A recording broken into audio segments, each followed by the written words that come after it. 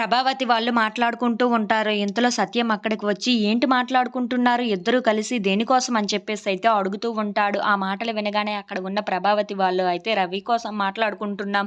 రవి ఇంటికి వచ్చేస్తే చాలా బావుంటుంది కదా!" అని చెప్పేసైతే అంటూ ఉంటుంది. ఆ మాటలు వినగానే అక్కడ ఉన్న సత్యం అయితే చాలా కోపంగా ప్రభావతిని చూస్తూ ఉంటాడు. ఇంతలో అక్కడ ఉన్న వాళ్ళందరూ అయితే, "అవును, ఇక్కడికి వచ్చేస్తే వాడిని క్షమించేస్తే ఇల్లంతా చాలా కళకళలాడుతూ రవి కూడా ఉంటే బావుంటుంది కదా!" అని మాట్లాడుకుంటున్నామని చెప్పేసైతే అంటూ ఉంటారు.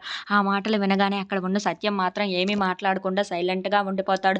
ఇంతలో అక్కడ ఉన్న ప్రభావతి మాత్రం, "నేను ఎప్పుడో క్షమించేశాను. వాడు ఇక్కడికి వచ్చేస్తే చాలా బావుంటుంది. మీరు కూడా క్షమించేయండి" అని చెప్పేసైతే అంటూ ఉంటుంది. ఇంతలో అక్కడికి బాలు వస్తూ ఉంటాడు. ఆ మాటలు విని, "ఏంటి మా నాన్న బ్రెయిన్‌ని వాష్ చేస్తున్నారా మీ ఇద్దరు కలిసి?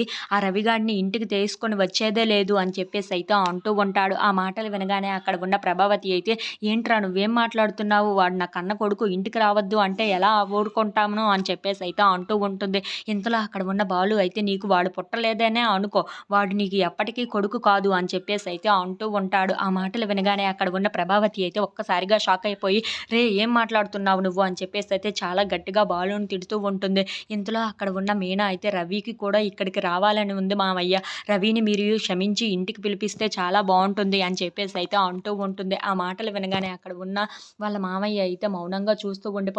ఇంతలో అక్కడ ఉన్న మీనా మాత్రం, "మామయ్య, ప్లీజ్ మామయ్య, ఎలాగైనా సరే రవిని క్షమించి ఇంటికి తీసుకొని రండి మామయ్య" అని చెప్పేసైతే అంటూ ఉంటుంది. ఇంతలో అక్కడ ఉన్న ప్రభావతి అయితే, "ఏంటి ఇది కూడా మా వైపే మాట్లాడుతుంది" అని చెప్పేసైతే అనుకుంటూ ఉంటుంది. ఇంతలో అక్కడ ఉన్న వాళ్ళ మామయ్య మాత్రం మౌనంగా ఉండిపోతాడు. If you like this video please like, share and subscribe.